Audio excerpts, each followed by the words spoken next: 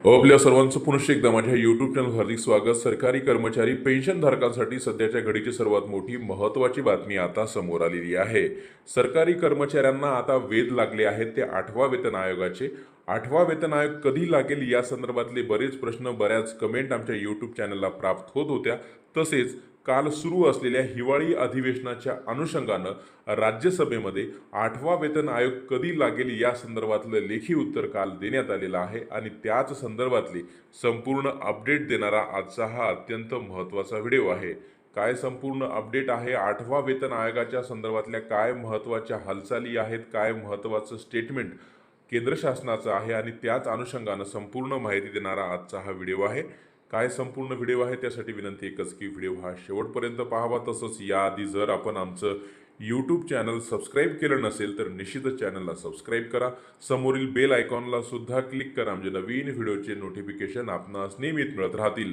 केंद्रीय मंत्रिमंडळाचं सध्या आता हिवाळी अधिवेशन सुरू आहे आणि त्याच अनुषंगानं काल राज्यसभेमध्येच म्हणजेच 3 डिसेंबर 2024 रोजी एक महत्त्वाचा प्रश्न 8वा वेतन आयोगाच्या संदर्भातला श्री जावेद अली खान आणि श्री रामजी लाल सुमन यांनी विचारलेला आहे आणि त्या प्रश्नाचं उत्तर केंद्रीय राज्य अर्थमंत्री पंकज चौधरी यांनी त्यावरती उत्तर सुद्धा दिलेलं आहे. त्यामध्ये प्रश्न काल जो विचारण्यात आलेला होता तो म्हणजेच 8व्या वेतन आयोगाच्या गठन संदर्भातला किंवा 8व्या वेतन आयोगाच्या संदर्भातला होता. त्यामध्ये जे शासन आहे ते 8वा वेतन आयोग लागू करण्याची तयारी करत आहे का, करत असल्यास ती फेब्रुवारी 2025 पासून त्याचं गठन करणार आहे का, या संदर्भातला प्रश्न हा विचारण्यात आलेला होता. त्या संदर्भातलं जे लेखी उत्तर आहे ते आपण स्क्रीनवर पाहतात. यामध्ये स्पष्ट असं विचारलेलं आहे की फेब्रुवारी 2025ला जे अर्थसंकल्प सादर केला जाणार आहे त्यामध्ये 8व्या वेतन आयोगाची जी गठन करण्यासंदर्भातली अनाऊन्समेंट आहे त्या ठिकाणी केली जाणार आहे का, आणि केली जाणार आहे तर कशी केली जाणार आहे आणि कधीपासून केली जाणार आहे, असे हे प्रश्न या पत्रामध्ये विचारण्यात आलेले होते. आणि त्यावरती जे उत्तर जे पंकज चौधरी आहेत, केंद्रीय राज्य अर्थमंत्री आहेत, त्यांनी दिलेलं उत्तर जे आहेत, 8व्या वेतन आयोगासंदर्भातला कोणताही निर्णय केंद्र शासनानं अद्याप घेतलेला नाही,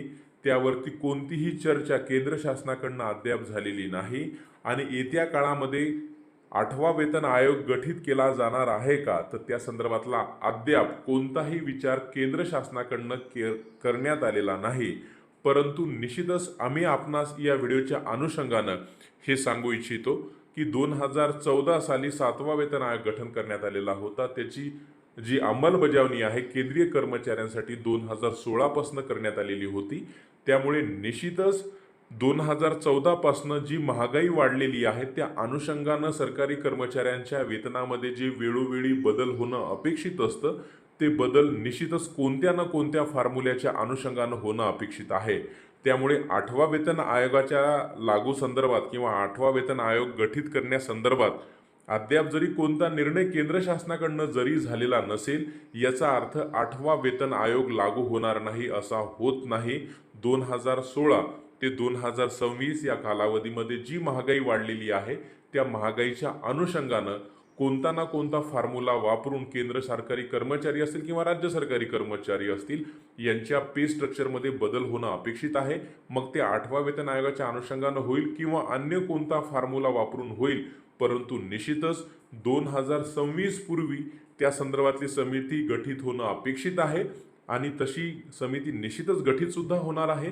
आणि 2026 पासून एक आयोग लागू होईल किंवा अन्य कोणता आयोग लागू होईल किंवा अन्य कोणतं पे स्ट्रक्चर समोर येईल, परंतु निश्चितच केंद्र सरकारी कर्मचारी असतील किंवा राज्य सरकारी कर्मचारी असतील यांच्या वेतनामध्ये येत्या काळामध्ये निश्चितच बदल होणं हे अपेक्षित आहे किंवा बदल होणं निश्चित आहे.